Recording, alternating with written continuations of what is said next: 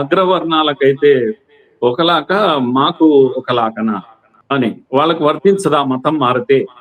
వాళ్ళు కూడా ఉన్నారు కదా, తప్పకుండా వర్తిస్తుంది. మీరు ఆర్టికల్ ఇది రాజ్యాంగ విరుద్ధం అని కొందరు మాట్లాడుతున్నారు. మందకృష్ణ కూడా మాట అన్నారు, రాష్ట్రపతి ఆర్డరే రాజ్యాంగ విరుద్ధం అని. 1950 ఆర్డరే రాజ్యాంగ విరుద్ధం. మొన్న తీర్పు, కొందరేమో మొన్నటి తీర్పు కూడా రాజ్యాంగ విరుద్ధం. రాజ్యాంగం విరుద్ధంగా జడ్జిమెంట్ ఇవ్వలేరు రాజుగారు. అంటే 1950 ఆర్డర్ లో తప్పు ఉంది, అది తప్పుడు నిర్ణయం అంటే అది వేరే విషయం. కానీ రాజ్యాంగ విరుద్ధం అనడం మాత్రము అది సరైన మాట కాదు. అది ఎవరు మాట్లాడినప్పటికీ కూడా, కృష్ణ గారు మాట్లాడినా ఇంకెవరు మాట్లాడినా రాజ్యాంగ విరుద్ధం కాదు. రాజ్యాంగము ఆర్టికల్ 14 ముందర ఇదేది మన రాజ్యాంగం ముందర అందరూ సమానమే, చట్టం ముందర మనం అందరము సమానమే. ఆర్టికల్ 14 చెప్తాం మనుషులందరూ సమానమే. We the people of India అని మనం ప్రతిజ్ఞ చేశాం మన రాజ్యాంగంలో. అలాగే ఆర్టికల్ 15 ఏమో నో వివక్ష ఉండకూడదు. కులం పేరు మీద, మతం పేరు మీద, ప్రాంతం పేరు మీద, లింగం పేరు మీద వివక్ష ఉండదు. ఆర్టికల్ 16 అందరికీ సమాన అవకాశాలు ఉండాలి. ఇది కదా రాజుగారు మన రాజ్యాంగం చెప్పింది. మరి అందరికీ సమాన అవకాశాలు ఉండాలి అన్నప్పుడు ఎందుకు ఎస్సీ ఎస్టీ అనేటువంటి ఒకటి తీసుకొని ఈ సమాన అవకాశాలు అనేది పక్కకు పెట్టి, ఈ 15, 16 ఆర్టికల్స్ ను పక్కకు పెట్టి ప్రత్యేకంగా రిజర్వేషన్స్ కానీ లేకపోతే రక్షణ కానీ కల్పించే ప్రయత్నం రాజ్యాంగం ఎందుకు చేసింది అంటే, హిస్టారికల్ గా చారిత్రాత్మకంగా తప్పు జరిగింది, ఈ తప్పు సరిదిద్దాలి. కొన్ని వర్గాలను ఊరికి దూరంగా పెట్టాము, కొన్ని వర్గాలను ఆ వర్గాలను బావి దగ్గర నీళ్లు ఇవ్వలేదు, అంటరాని వాళ్ళుగా చూశాము, హీనంగా చూశాము. ఈ దుర్మార్గం మనం చేశాం తరతరాలు. దీన్ని సరిదిద్దాలి, జరిగిన తప్పును సరిదిద్దాలి. ఇది కదా ఈ స్పిరిట్ మొత్తము, దీని ఉద్దేశమే ఇది కదా. ఆర్టికల్ 15, 16 ఏమో అందరూ చట్టం ముందర సమానం అంటూనే కాదు కొందరు సమానము కాదు, అసమానంగా చూశాం కనుక 15/4, 15/4, 16/4, 16/4A లాంటి ప్రొవిజన్స్ ఇచ్చి ప్రత్యేక భద్రత ఇచ్చే ప్రయత్నము మనం రాజ్యాంగంలో చేశాం. ఇది రాజ్యాంగం యొక్క స్ఫూర్తి మనం అర్థం చేసుకోవాలి. దీని ప్రకారము కనుక ఈ వర్గాలు ఎవరు అంటే కులాలు, ఇది కొన్ని కులాలు 17 కులాలు 18 ఆ రోజులలో జనాభా లెక్కలు తీసి దానికి ప్రామాణికంగా ఏమేమి ఉండాలి అనేది చెప్పారు. మంచినీటి బావి దగ్గర వివక్ష, లేకపోతే గుడి దగ్గర వివక్ష, బడి దగ్గర వివక్ష, శ్మశాన వాటిక దగ్గర వివక్ష, ఇలాంటి ఉండే కులాలను అన్నిటినీ లెక్క పెట్టారు, వాళ్ళు లిస్ట్ అవుట్ చేశారు. ఇదంతా ఒక పెద్ద ఎక్సర్సైజ్ జరిగింది. ఇప్పుడు ఈ వర్గాలకు న్యాయం జరగాలి. ఈ వర్గాలు అనేటప్పుడు మతాల ఆధారంగా రిజర్వేషన్స్ ఇవ్వలేదు, భద్రత ఇవ్వలేదు, మతం కాదు ఇది. ఈ కులాలు ఎక్కడున్నాయి అన్నప్పుడు ఈ కులాలు హిందువుల్లోనే ఉన్నాయి. వాస్తవంగా 1990లో మళ్ళా బౌద్ధులను చేర్చారు, లేకపోతే సిక్కులను చేర్చారు, ఇవన్నీ మాట్లాడుతున్నారు. చేర్చడం ఏంటంటే నాకు అర్థం కాదు. భారతీయ మతాలు ఎందుకు ఎవరు అంబేద్కర్ గారు స్వయంగా హిందూ కోడ్ బిల్లు తయారు చేసేటప్పుడు కూడా తాను ప్రత్యేకంగా రాశారు. హిందువులు అంటే ఎవరు అంటే భారతీయ మతాల్లో ఉండే వాళ్ళందరూ హిందువు, ముస్లింలు క్రైస్తవులు కాని వాళ్ళు హిందువులు. ఇది కూడా అంబేద్కర్ రాశారు. ఇది హిందూ కోడ్ బిల్ రాసేటప్పుడు ఇది రాశారు. మరి కనుక ఈ వర్గాలు ఎస్సీ ఎస్టీ వర్గాలు ఎక్కడ ఉన్నారు? ఎస్సీలు అంటే హిందువుల్లోనే ఉన్నారు. నేను ఏమంటున్నా అంటే ఇది హిందువుల ఇంటి సమస్య రాజుగారు, మా ఇంటి సమస్య. ఇది భారతదేశంలో హిందువులే ప్రధానంగా ఉన్నారు. క్రైస్తవం వస్తే మనము వెల్కమ్ చేశాం. ఈ హిందువులకు ఉన్న లక్షణం ఇది, అందరినీ వెల్కమ్ చేయడం. ఇస్లాం వస్తే కూడా వెల్కమ్ చేశాం. థామస్ అనే ఆయన వస్తే చర్చి కట్టించాం. ఇది ఇంటి సమస్యనే. కాకపోతే ఇప్పుడు ప్రాబ్లం ఎక్కడ వస్తుందంటే, వీళ్ళు ఎప్పుడైతే హిందూ మతం నుంచి ఇతర మతాల వైపు వెళ్ళిపోయారో అప్పుడు ఇంటి నుంచి బయటికి వెళ్ళిపోయినట్టుగానే మనం భావించాలా? అక్కడికి వెళ్ళి కూడా మళ్ళీ హక్కులు అడుగుతున్నారు.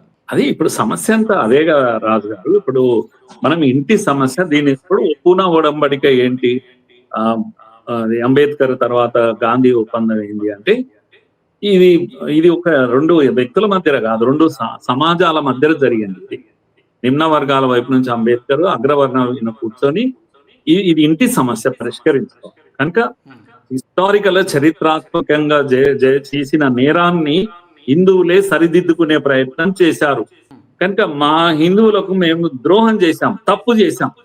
ముక్కు నేలకు రాస్తూ ఈ తప్పును సరిదిద్దుకుంటున్నా ఓకే. అని 90% ఉన్న హిందువులు ఏం చేశారంటే ఇన్ని రోజులు చేసిన నష్టాన్ని పూరించడానికి 10 ఏళ్ళు 20 ఏళ్ళు అన్నప్పటికీ కూడా 70 ఏళ్ళు అయినా కూడా ఎందుకు ఇది ఈ ఒప్పందం అని అంటే చేసిన తప్పును సరిదిద్దుకోవడానికి న్యాయం జరిగేంత వరకు ఉంటది అని హిందువులు ఓకే ఉన్నారు ఇప్పుడు ఈ విషయంలో.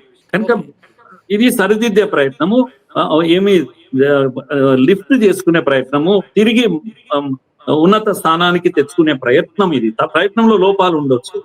కనుక ఈ జడ్జిమెంట్ యొక్క స్పిరిట్ ఏంది అంటే దళితులకు చేసిన అన్యాయాన్ని కన్వర్ట్ అయిన వాళ్ళు ఇప్పుడు అక్కడ కూడా వివక్ష ఉంది. అయ్యా అప్పుడు కూడా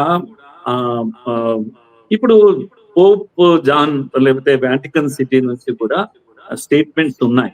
క్రైస్తవంలో కులం లేదు, ఇస్లాంలో కులం లేదు. కనుక ఇది ఈ సమస్యనే కుల సమస్య. కులం అక్కడ లేని దగ్గర, కులం లేని దగ్గర మనం ఎవరు భారతదేశము ఎలా గుర్తిస్తుంది? వాటికన్ సిటీ గుర్తించాలా, లేకపోతే ఈ మక్కా నుంచి గుర్తించాలా?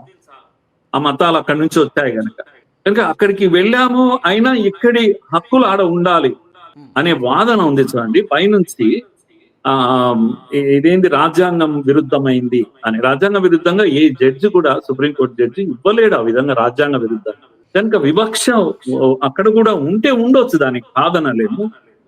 ఇప్పుడు బాలకృష్ణ కమిషన్ ఉంది, వాళ్ళు దీని మీద విచారణ చేస్తున్నారు. చివరికి ఒక నిర్ణయం తీసుకుంటే తీసుకోవచ్చు. కానీ ఈ లోపల దీన్ని తేల్చి చెప్పడం ఇది దుర్మార్గం, ఇది అన్యాయం, ఇది రాజ్యాంగ వ్యతిరేకం. ఎవరు వీళ్ళు మాట్లాడే వాళ్ళందరూ కూడా మిషనరీస్ మాట్లాడిస్తున్నటువంటి మాటలు ఇవన్నీ నేను అంటున్నాను. కనుక ఇదంతా కూడా ఈ దేశం పైన జరుగుతున్న కుట్ర, డెమోగ్రఫీని మార్చే పెద్ద కుట్ర ఈ దేశంలో జరుగుతుంది. హిందూ అనేవాడిని, సనాతని అనేవాడిని బండ బూతులు తీరుతుంటాయి. ఇవే కన్వర్టెడ్ వీళ్ళంతా కూడా హిందుత్వంలో తప్పు జరిగింది అని హిందువులే ఒప్పుకుంటున్నారు కదా. ఒప్పుకొని మా అన్నదమ్ములకు మేమే తప్పు చేశామని సరిదిద్దుతుంటే ఇంకా ఈ తిట్లపోతేంది, ఎత్తిపోతలేంది, ఈ అరవడాలేంది, ఇదేంది? నేను ఏమంటున్నా అంటే వారు అన్నారు, ఒక మంచి డిమాండ్ చేశారు. అవును, మేము కూడా చాలా ఆవేదనతో ఉన్నాం. బ్రాహ్మణుడు ఎందుకు ఉండాలి పూజారి? ఎవరు మందకృష్ణ కాదు, నేను కూడా అంటున్నాను ఆ మాట. బ్రాహ్మణులు ఎందుకు ఉండాలి? ఏమైనా పేటెంట్ రైట్ ఇచ్చారా అని కృష్ణ గారు అన్నారు. నేను కూడా అంటున్నాను, కరెక్టే. ఇది సరిదిద్దుకుందాం అందరం కూర్చొని అన్నాం. ఎప్పటి నుంచి శంకరాచార్యుడి దగ్గర నుంచి ఈ యొక్క సంస్కరణ కోసం ప్రయత్నాలు జరుగుతున్నాయి హిందుత్వంలో కూడా.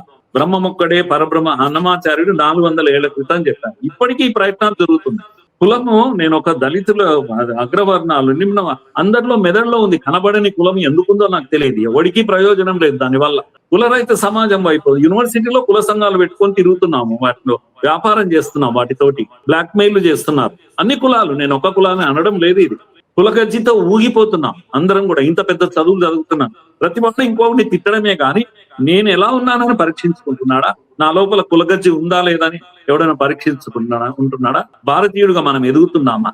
కనుక నేను దీంట్లో కొన్ని విషయాలు, కృష్ణ గారు చెప్పిన విషయాల్లో హిందువుల పెద్దలు అందరూ కూడా తప్పకుండా ఆలోచించిన విషయాలు వారు లేవనెత్తారు. కులాన్ని బహిష్కరించాలి, ఎస్ బహిష్కరిద్దాం. బ్రాహ్మణులే ఎందుకు, అందరూ పూజారులుగా కావాలి, ఎస్ కావాలి. కానీ ఒక విషయం మర్చిపోద్దు రాజుగారు, బ్రాహ్మణులు కూడా ఇప్పుడు నేను పూజారి కావాలని అనుకోవడం లేదు. అందరూ సాఫ్ట్వేర్ ఇంజనీర్లు అవుతున్నారు. ఎవరికి ఇష్టం ఉందండి ఆ గోచి కట్టుకొని ఆడ మెట్ల కాడ ఉండేవాడు వాడు గోచి కట్టుకొని ప్లేట్ పట్టుకుంటాడు. ఇక్కడ పూజారి కూడా అదే పరిస్థితి ఉంది. దాంట్లో ఇన్కమ్ ఏం లేదు. ఇప్పుడు పూజారిగా ఉంటే వెనకటికి గౌరవం అన్న ఉంటుంది, ఇప్పుడు ఆ గౌరవం కూడా ఏం లేదు. పూజారి కావాలని ఎవరు అనుకోడు. శ్రీశైలంలో చాలా పెద్ద ఎత్తున అన్య కులాల వాళ్ళకు, అంటే బ్రాహ్మణేతరులకు ప్రత్యేకంగా పూజాలను తయారు చేస్తున్నారు. వెళ్ళండి, ఎవరైనా ఉంటే అక్కడ కోచింగ్ ఇస్తారు, తయారు కావచ్చు. గోచి కట్టడం కాదు, మంత్రాలు ఎలా పాడాలి, పూజలు ఎలా నిర్వహించాలని నేర్పిస్తున్నారు. ఇక్కడ సమతామూర్తి దగ్గర, మన దగ్గర కూడా నేర్పిస్తున్నారు. శంషాబాద్ లో పూజారులను తయారు చేస్తారు. తిరుపతిలో అన్య కులాల వాళ్ళను పూజారులుగా తయారు చేసే వ్యవస్థలు ఉన్నాయి, క్లాసెస్ జరుగుతున్నాయి. ఎవరైనా సరే దయచేసి పూజారి కావాలనుకుంటే, ఆ వృత్తిని ఎన్నుకోవాలనుకుంటే మీరు దయచేసి అందులో చేరండి. నేను కావాలంటే అడ్మిషన్ ఎట్లున్నా నేను చూపిస్తాను, దాంట్లో రిజర్వేషన్స్ ఏమీ లేవు. ఈ వీడియో మీకు నచ్చినట్టయితే లైక్ చేయండి, 10 మందికి షేర్ చేయండి. అలాగే కామెంట్ల రూపంలో మీ అభిప్రాయాలను మాతో పంచుకోండి. Nationalist hub group of channels ను సబ్స్క్రైబ్ చేసుకుని తెలుగునాట జాతీయవాద జర్నలిజాన్ని ప్రోత్సహించండి. ఈ వీడియో కింద ఉన్న బెల్ ఐకాన్ పై క్లిక్ చేయడం మర్చిపోవద్దు.